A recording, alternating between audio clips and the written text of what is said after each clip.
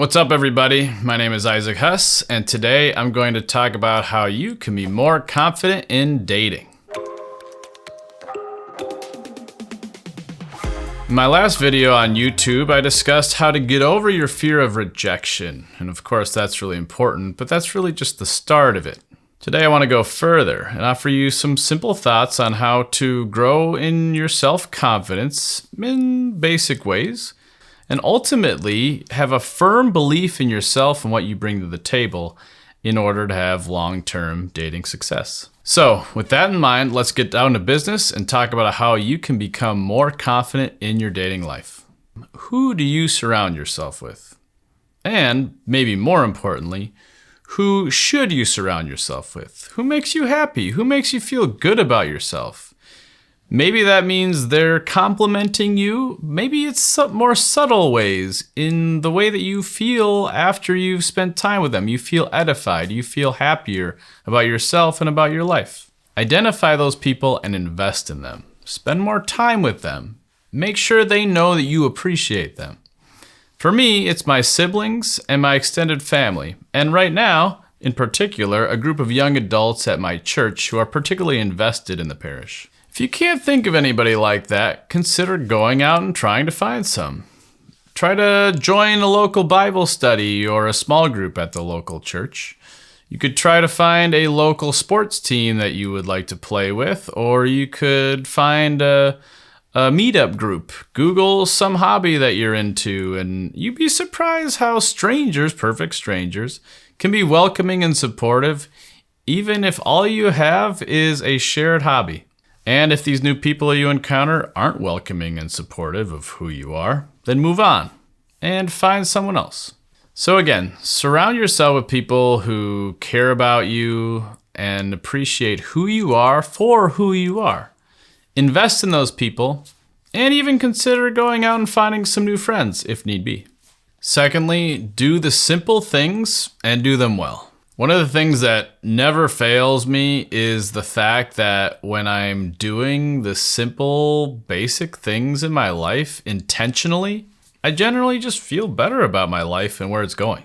And when I say the simple things, I mean simple, like getting out of bed at a decent time, eating 3 generally nutritious meals, doing some basic exercise, even if that's just some push-ups or a walk around the block or 2. 9 times out of 10, when I'm feeling down or discouraged, annoyed, or generally unhopeful about my life, it's because I'm hungry or angry or annoyed or sedentary. Or there's just something out of place that I could have easily prevented or even could be easily remedied. And guess what? When I'm annoyed, disorganized, lazy, I'm going to be less confident in my dating prospects. I might be tempted to doubt my self-worth. I'm certainly going to be less inclined to put myself out there or be vulnerable with someone new. I'm not going to be jumping at the chance to ask out that cute girl that I saw at the grocery store. Conversely, when I'm doing the simple things well, I feel better about myself and I feel more confident about putting myself out there. When I'm planning on going on a date, I make sure that I'm well rested and well fed. I try to put in a good solid work day in so that I feel good about what I've accomplished. Try to get a few miles in for a run, for exercise. And if all goes well, I feel good about myself and I'm ready for the challenge to meet someone new. By the way, this advice isn't all that different than what the saints might give you in your spiritual life. St. John Newman, for instance, would say, get yourself out of bed, say your prayers, eat and drink well to the glory of God. Be recollected, think about what you're thinking about, get rid of the bad thoughts, keep the positive thoughts. And then at the end of the day, go to bed at a decent time. Simple? Absolutely. Effective? Definitely. Thirdly, put in some work and maybe even a little bit of investment. Confidence can be a fickle thing. Sometimes it's fairly predictable, like, have you been doing these basic things? And that's why I recommend those first. But otherwise, it can seem elusive, even when you're seemingly plugging along as normal. That's how I would focus on the things you can control on the most basic level, like I just discussed. Then, it's worth thinking about the other areas of your life where you may lack confidence, or maybe you could just use a good old-fashioned confidence boost. Do some self-reflecting and pay attention to when you notice your confidence level rising or falling. I recently went to get a haircut, believe it or not, and I walked out of there feeling like $1,000,000. And it occurred to me, why don't I go get my haircut more often? Sure, if I went every 4 weeks instead of every 6 weeks or 6 months, I'd pay a little bit more throughout the year. But I'd probably feel a lot better about it too, and I think it'd be worth it, honestly. Same thing could be said with buying some new clothes. Who doesn't feel more confident wearing a brand new outfit? Or even just a new shirt, or a new pair of jeans, or a new pair of shoes? Similarly, even just getting a car wash or my car detailed helps me feel better about driving around, and especially if I'm going to be picking up a girl on a date. Just gives me more confidence. Putting a little more time, effort, and even money into your appearance may feel superficial or even seem vain. But we wouldn't consider it virtuous to let a beautiful piece of art collect dust or letting a beautiful church fall into disrepair. In fact, when we take care of ourselves and present ourselves well, I'd say we're actually being a good steward of the temple that God gave us. I'd also recommend making some personal goals. Take steps to plan how to get there. I'd also recommend setting some personal goals and make a plan and take the steps to actually get there. That could be anything from eating better, drinking less, trying to lose some excess fat or gain some muscle mass or tone. It could just mean trying to get to the gym more often or increasing your steps throughout the day. It could also be seeking to increase your salary, your compensation package. It could be finding a new job that you actually like or you like more, or that better utilizes your gifts and talents. Add or increase your skills, whether they be marketable skills or simply for your own self-satisfaction. Start a new hobby. Gain better skills on the hobbies that you do have. Learn an art form, a new language, or even a new instrument. Setting out to accomplish something for the betterment of yourself can absolutely bring an increase of confidence. Yes, in the fulfillment of it, but even in the process. And think about how much of your life is actually self-centered as opposed to others-centered. Think about how much you think about yourself or how much time you devote to yourself compared to how much time you think about other people's needs. Specific acts of service, as well as service-mindedness, can help put your life into better perspective, help you grow in virtue. And that all can lead to better confidence in dating, if only because you realize it's actually not the most important thing in the world. So again, put in some work, maybe even a little bit of investment, in yourself, your presentation, your well-being, spiritual and physical, and your future. Number 4, fake it till you make it. It can be tempting to look around and see people succeeding in maybe ways we're not, and assume they don't have the same interior struggles that we have. But I'm willing to bet that even the most confident looking people in our lives, whether they are people we know personally or even the celebrities on TV, are dealing with self-doubt and anxiety and imposter syndrome, you name it. How do I know? Well, I personally am fairly regularly being labeled as someone who is brimming with confidence. And even recently, someone said, oh, well, here's someone who surely doesn't lack in self-confidence. Well, I'm going to let you in on a little secret. I struggle with it almost on a daily basis. The fact that people think of me as self-confident, I think, comes down to 2 factors. 1, my external appearance, namely my facial expressions, which remain weirdly consistent regardless of how I'm feeling inside.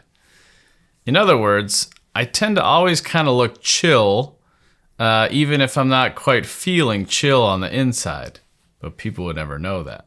Simply put, I try to act boldly even if I'm not exactly acting confidently. But here's what I've found. When the rubber hits the road, I'm not sure there's much of a difference between the two. And here's the trick, I think when you act boldly, you actually can train your body and your mind into believing that you can actually do that thing that a moment before you weren't sure that you could do. And especially when that bold action leads to success, your body and your mind pays attention to that. But then there's this wild thing about acting boldly in the face of a situation where I'm not feeling terribly confident in. It's the fact that when I do act boldly, and even when I fail miserably afterwards, it's still kind of a rush, and it can be a confidence boost, given that I tried something crazy. Even though I failed, it was worth the risk. In other words, even in failure, I can still benefit from the willingness to take the risk, and if nothing else, it makes me more willing to take a risk in the future. It's truly a win-win. So, I'd like to encourage you to take a similar approach. Maybe you don't feel like you have the requisite confidence to accomplish something, like asking that cute girl out after the chess club meet. But do it anyway, and you might be pleasantly surprised by the results. Finally, join the club. I've already tried to explain that I do think a lot of people, if not the majority of the people, deal with self-confidence issues. But I would say it's particularly common when it comes to relationships. In fact, I actually believe that a little bit of trepidation, in fact, maybe a lot of bit of trepidation, is actually very normal and maybe even preferable to the alternative. For instance, those butterflies that you feel when you take a risk and ask someone out and you're not sure if they'll say yes, I think that's a good thing to feel. That means you took a chance, you put yourself out there, and you didn't take the easy way out. It probably also means that you like this person and you think highly of them, which, by the way, I think should be a prerequisite for asking somebody out. Let's be real. Do you even want to date someone who doesn't inspire you to want to step up your game? In fact, I would recommend take that same energy to the totality of your romantic relationships. Treat your girlfriend or boyfriend or fiance or husband and wife, maybe even that person on the first date across from you. Treat people like you have something, someone to lose, because you do. The person across from you on a date has indescribable value, so treat him as such. But, and here's really the key to this whole thing, is that you have that same value too. So act like it and expect to be treated as such. This is where my siblings have been so important in my life, and in particular in my dating life. They're constantly telling me how much they love me and how much of a catch I am, and how I need to remember that when I'm pursuing somebody, before, during, and after. My siblings are convinced that if I make a real, genuine effort to pursue someone, and they reject me, ultimately that's their loss and not necessarily my loss. And in reality, I would be better off moving on to someone else who would better appreciate me and what I bring to the table. Sometimes, all I need to be more confident in dating is to think as highly of myself as my loved ones do. Not the least of which, by the way, is God himself. And maybe the same is true for you too. All right, that's all I got for you today. But again, this is just meant to be the beginning of this conversation. What did you think of what I had to say today? Did you agree, disagree? What kind of advice would you give to someone who might just need a confidence boost in their dating life? What's worked well for you? Did you have to learn the hard way, or perhaps you have a glory story you'd like to share about how you overcame your demons in this way? That's what that comment section below is for. We want to hear everything and everything. We want to hear what you thought of this video, any topics you might want us to cover the next time. If you liked what you saw, though, please give us a like, and don't forget to subscribe to our videos so you won't miss any of them in the future. Thanks so much, and look forward to seeing y'all again very soon.